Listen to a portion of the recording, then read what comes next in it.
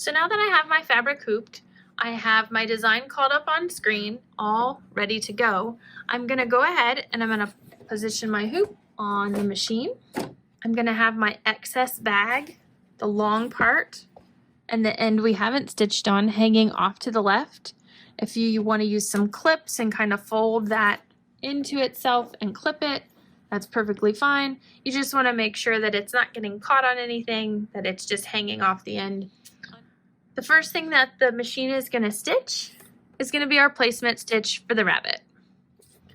From here, we're going to take our piece of minky or applique fabric of your choice, and we're going to cover up the rabbit. Now, if your minky has a direction, some do, some kind of go all over the place so it's not as noticeable, you want to pay attention to the direction of the fur. If it's one that goes only one way, you don't want his fur standing upside down. So make sure you pay attention to the direction in which your fur goes. This one's kind of all over, so it's not that big of a deal. And before we tack down, we're gonna take a piece of Dissolve Away or Waterworks stabilizer. Either one of these are a clear plastic wash away stabilizer that works as a topper. We can cover up any fabrics that have pile or a depth that the stitches are going to sink down into. This will allow us to be able to see some of that stitching on top. So I'm just going to layer those two pieces and I'm going to tack down. If you wanted to use some Kimberbell tape to hold this in place, that would be a great idea.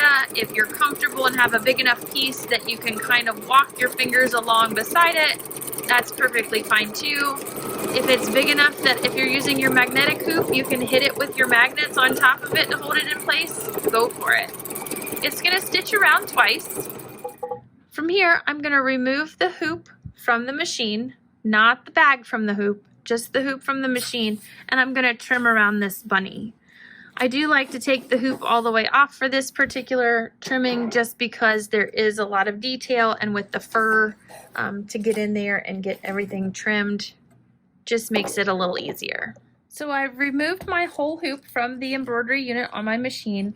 I'm just going to come now with my duckbill scissors and I'm going to trim that applique right along the edge as well as the Dissolve Away. So the Dissolve Away is going to stay on top of the fabric just like it is an applique itself. This will keep all the decorative stitches from sinking down inside of it. The reason I like to take the whole hoop off is so that I can move it around and I don't have to stand on my head to do this.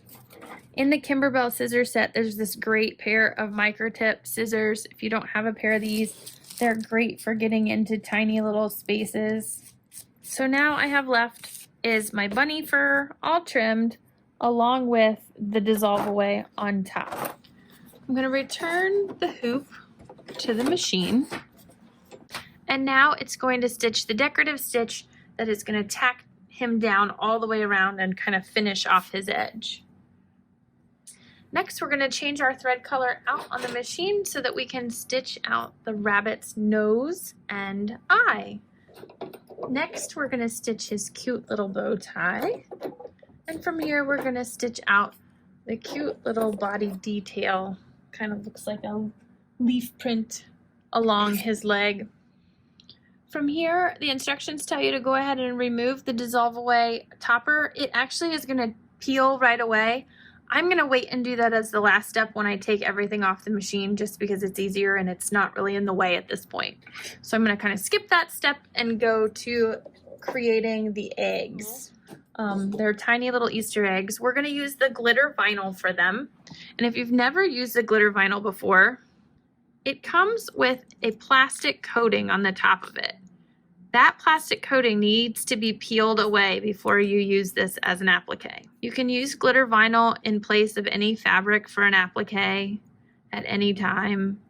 It's got a heat activated glue on the back side, so it will stick in place and keep it from stretching when stitching's done around it. But you're going to peel this plastic off all of your little squares of glitter vinyl and you're just going to throw it in the trash. Next, you're going to thread the machine up with your first color of thread.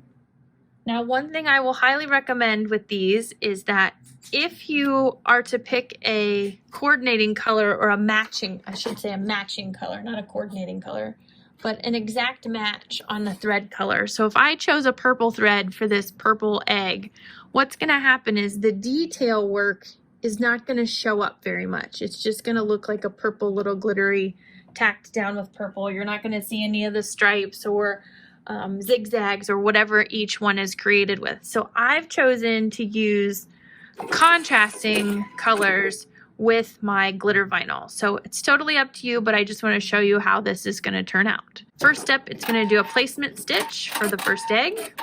I'm going to take and cover that first area up with my glitter vinyl and let it tack it in place. Once it tacks around, it's going to come back and do whatever detail is on that particular egg. So that's why I chose to use contrasting colors on them. When it's finished, it's going to jump to the next spot to where it's going to do a placement stitch for the next egg. So I'm going to need to trim this glitter away before I do that one so that I don't run over it. For this trimming, I like to use my smaller duckbill scissors, and I'm just going to go right around that egg. Again, I like to take it off the machine just because of the fact that I'm going around something all the way. It makes it so much easier when you can turn the hoop and not just your body. Now we're going to put this back on the machine and we're going to do the next egg. Now before you start your next egg, you want to make sure that you change your thread color so that your eggs aren't all stitched down in the same thread, unless that's what you're going for.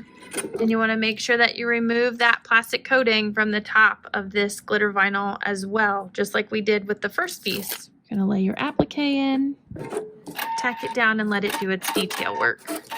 From here, when this egg finishes, we can pull it off and we can trim it, or we can go ahead and do the placement stitch for the next egg because it's far enough away we don't have to worry about any overlap, and then we can trim it all at once. So now all of the eggs are stitched. Before I even take this off and trim around those last two, I'm going to go ahead and do the last step, which is to stitch the word cottontails. Because my appliques aren't really in the way, I can get all the stitching done while the hoop is on the machine and then come back and do all of my trimming at the end.